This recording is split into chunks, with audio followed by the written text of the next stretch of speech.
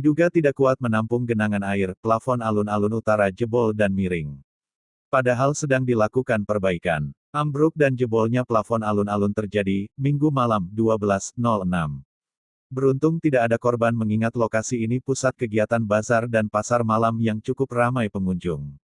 Diberitakan sebelumnya, sebagai bentuk peduli dan tanggung jawab, Kepala Dinas PUPR Kota Pagaralam Yudianto STMT, melalui Kepala Bidang Cipta Karya, Indra Gunawan, dengan adanya kerusakan dan pemberitaan dari media berapa hari lalu, langsung surati pihak rekanan dari CV Repins 98 untuk lakukan perbaikan beberapa titik, seperti kemiringan atap, dinding hias gedung termasuk yang lainnya. Direktur CV Repins 98 Sugeng selaku kontraktor. Saat dibincangi media ini pihaknya segera akan lakukan perbaikan dan memang ini gedung masih dalam masa jaminan. Seluruh proses perbaikan juga langsung diawasi oleh PPK dan Kabid Cipta Karya Dinas PUPR Kota Pagaralam Indra Gunawan.